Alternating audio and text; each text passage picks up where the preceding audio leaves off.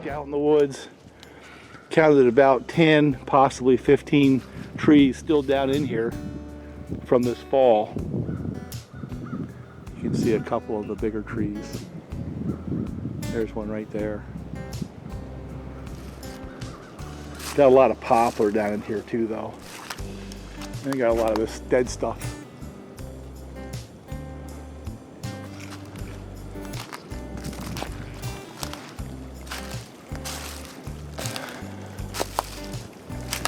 But I think the net from the walk it's a lot drier than I thought it would be. And I think I can get the tractor down in here further down.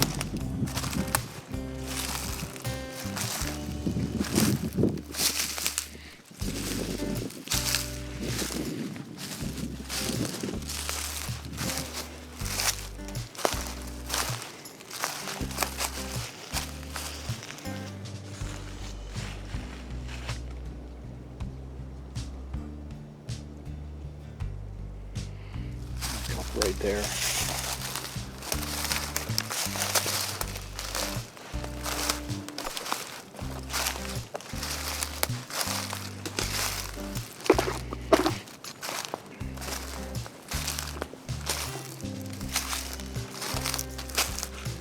The cluster right here. I don't think I counted these.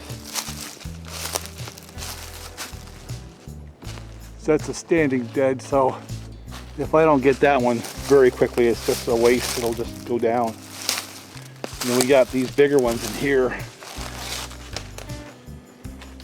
Same thing, they got to come out soon. So I think we have a load down here. These I didn't count before. I see a couple more over there. And they're ash. There's another one right there. That probably ought to come down before we lose it. Oh boy. So in order to make this happen, like there's one that's dead, obviously, that's firewood still. Yeah.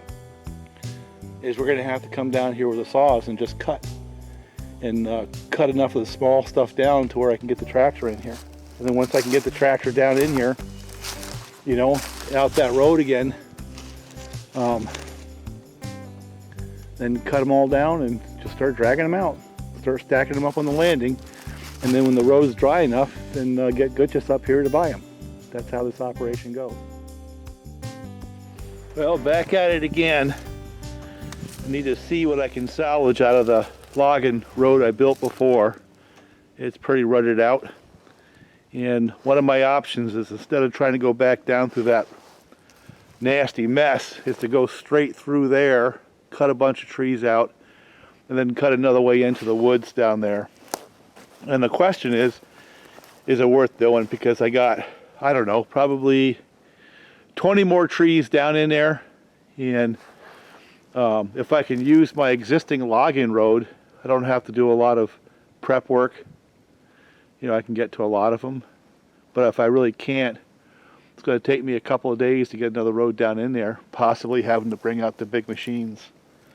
So a couple of things I want to try to do is I want to get rid of that tree right there and then swing out a little further, and then maybe try to cut into the hill and get rid of some of this really heavy off-camber stuff. It really dozer work is what I have, but I don't have a dozer. I've got a farm tractor. So, well, the first thing we have to do is see what saws want to cooperate. They've been sitting in the back of the truck now since I used the blast cutting firewood. So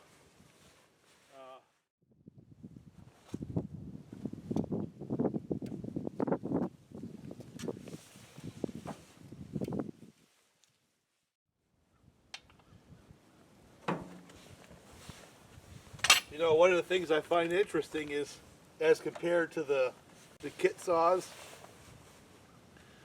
a lot of the bits and pieces that were a problem on those are not a problem on this saw. The chain adjuster works, the hardness of the bar nuts and the bar studs, that's good. So there's a lot of things that are better on this saw than that series when they first started. Now I know they've improved them, but it's kind of hard to forget those little things. So I'm always waiting for the bar to bend, studs to strip out, you know, all the little maladies I had with the 660 series. And I have not had any of that go on. The only issue I had was the pump.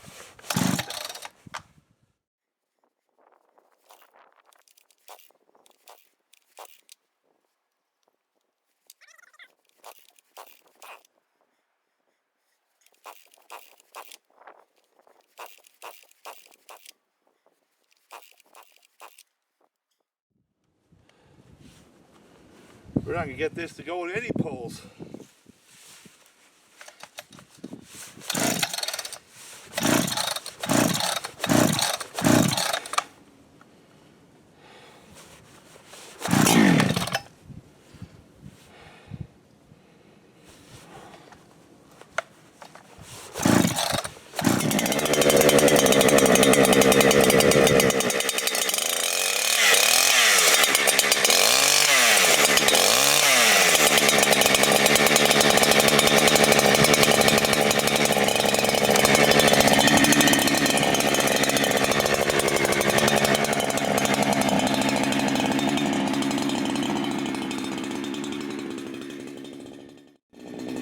Contrary to the people who say, I don't like the bowl. That bowl is one of the most valuable pieces of equipment for a saw like this. For a guy like me who wants to put a saw in the tractor, get out the wood and start cutting.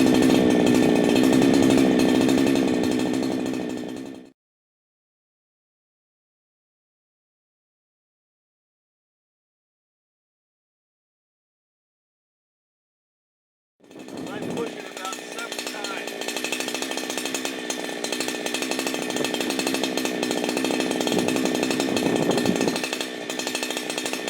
Oh, I see that little bulb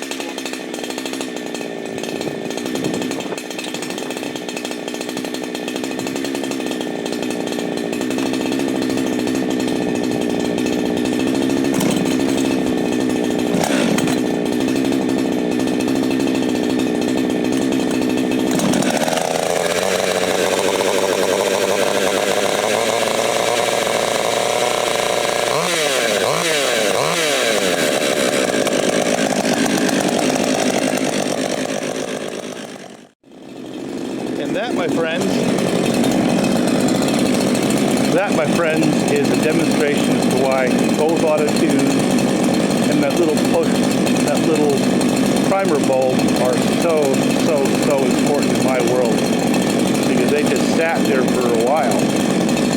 You know, that I just take two, throw it in the tractor and go. You know? And living with a saw, you can take a lot of the online mythology about auto-tunes and just toss it out the window, just crap. Oftentimes it's just people trying to rationalize why they want a different brand or a different style of saw. Those darn things are awesome. You know, I've lived with them now since 2016, 15 era, and I love my 372s, don't get me wrong. You know, and when you're in that pseudo cyber world, cool old saws are probably the best way to go because they're cool. I love them, don't get me wrong. But when it's a day like this, I just got to get out and get something done. Well, there's a demonstration right there why you pick a 562 or a 565 or a 572 over just about anything out there. And I can tell you my 288 or 281, my stocker would have taken the same amount of time to get started. My 372s, I got them so well tuned. I might spend 6 or 7 pulls the first time out on a day like this. But my auto tune is like that, you just saw it. And that's an old auto tune. That's a 2014-15 era saw right there. But one of those axes speaks a lot of words. All these guys pontificate on something they don't understand. But there you see it right there. That's been my life. That's been my experience.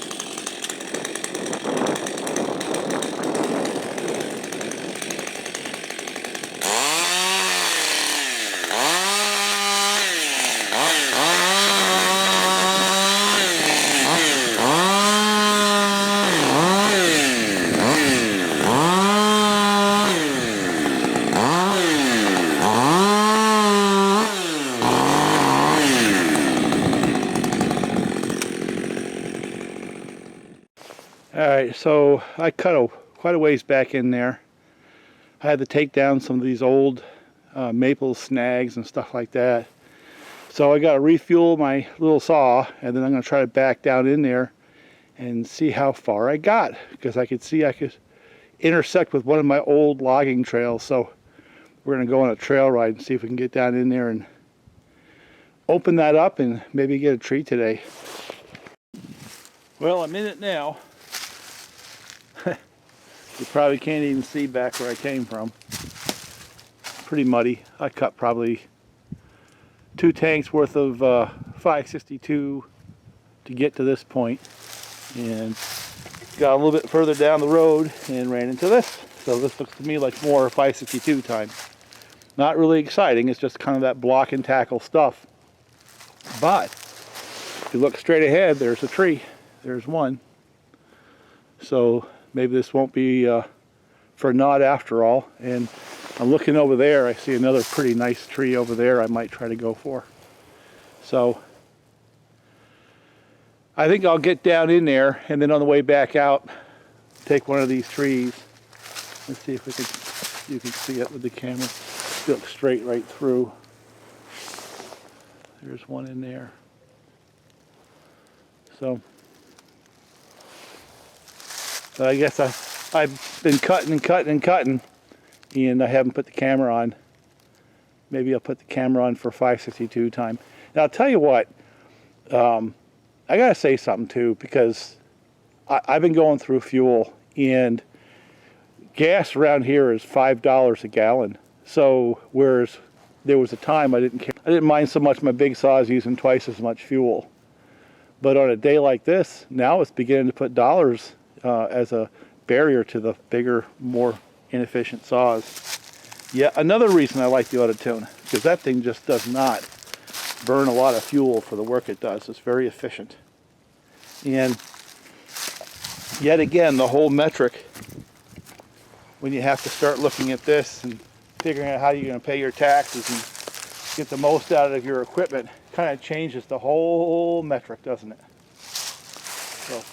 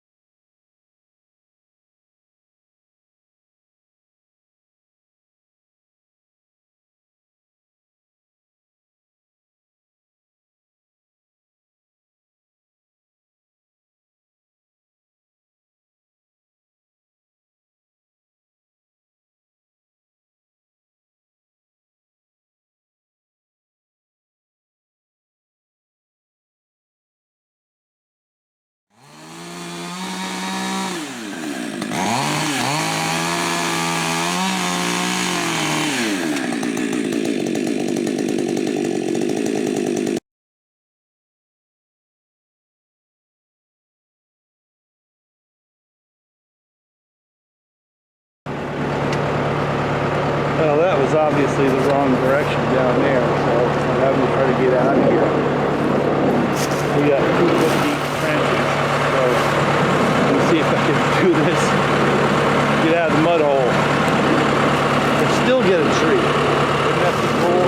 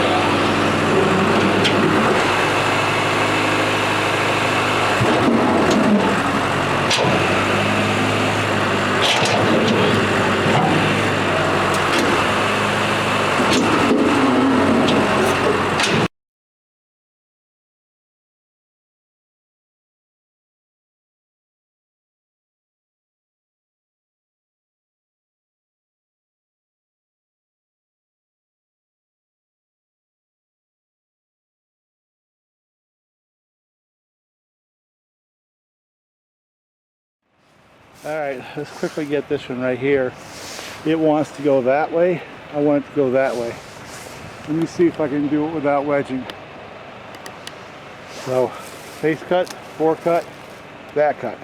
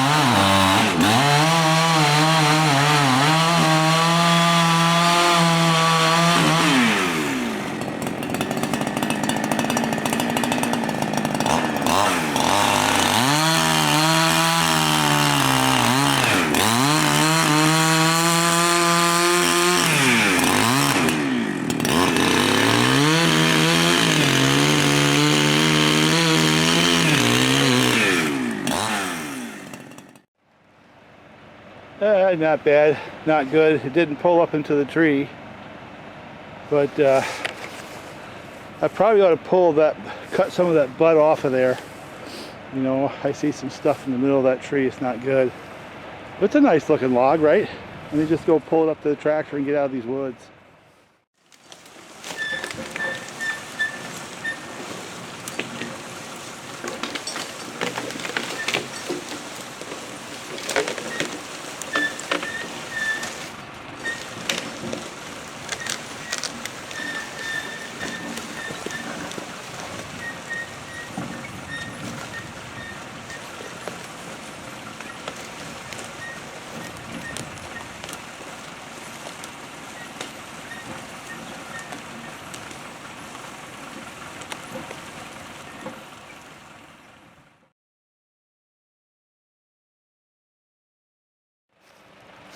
little log. It's a log. That's about as small as you can go, you know, and still sell it. It's all nice and white for the most part. It's good wood. So I need a little bit of traction to get up and out of here. So this is now my traction. So I came home with this box of stuff, and I've been putting things away. And this is from a dealer who was trying to clear out inventory. And this bolts, these are for like the 562 and the muffler bolts, you know, just stuff. Nothing in particular that I was looking for, just he goes, hey, make me an offer. And so I started putting a bunch of stuff away, and I might eBay some of this. Anybody need a muffler for a $394 or $395? You know? And ignitions. This is for the original edition 365. How about a West Coast large bucking spikes for 572 or 565? No one out here is going to want one of these things. You know? This I need. This is actually the ignition coil I need for my 281. Where it stopped firing. Just stuff like that. Clutches, worm gears. I'll probably eBay something like this. A carburetor for a 440. You know. Piston, carburetor for one of those Walbro WA82-1s for a 50, 51, 55 series.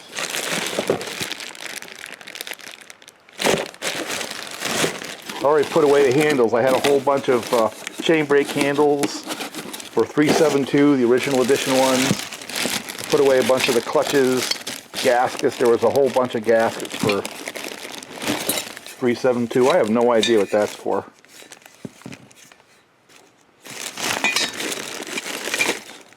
I have no idea. How about a muffler for a 455? I'll sell that off. Got a couple of these little tiny rings.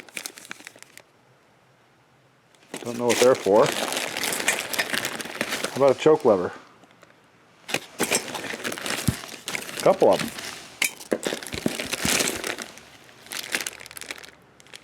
You know. Well, this saw right here came in use, right? I had to make a set of pullers for a fellow for the big giant Stihls, you know, the 888s. And I had no idea what the thread was. Well, it turns out that it's let's see if I can find it on there. It's an M14 by 1 reverse thread. And I happen to have a tap. Look at that. So I pulled the clutch apart on this 888 here so I could test my tool to make sure that it actually threaded onto that. Maybe I'll send a picture. And got myself a nice set of tools still, and was able to zip it right off with my big impact driver, which worked pretty good. But I think it was interesting to show the difference between the 888 clutch and the 660 clutch. Look at the difference in the mass. Partly because that thing doesn't run quite as high RPM, and partly because it throws out a lot more torque, and you need that mass in order for it to bite that clutch. These parts, Farmertech parts, they look good. I was quite impressed with this saw. This was the 888, and it really hasn't given me any troubles other than the fact that I just got a sore back every time I run it because it's so darn big. But I think we're going to get some milling in on this saw. But no, nothing broke. Still works just like it did. You know, and pumps and runs and does all the things it's supposed to do. One thing I do want to stress, I just kind of recognized it was an issue with this one here, is if you look down in there, I don't know if the light will show it, you'll see a little piece of metal that kind of sticks out to the bottom. That's the worm gear. That goes into this slot, and they've made it easier by putting that mark right there where the slot is. But boy, you got to be careful. Watch this. You got to make sure. See how it settles down in there? And you hear it click when it actually dropped down into that pin. Make sure that your worm gear, that little arm, is actually in the slot in the clutch. I mean, it'll turn just through friction, but eventually it'll wear to the point where it'll quit turning. And you might want to do it a couple times so you can feel it drop in there. You know, take it off, put it down there, turn it, pick it back off, and make sure that what you felt was true and that worm gear actually followed the slot on the clutch, because otherwise you'll have oiling issues and wonder what it is, and it's really a simple thing. So anyway, I'm going to put this together.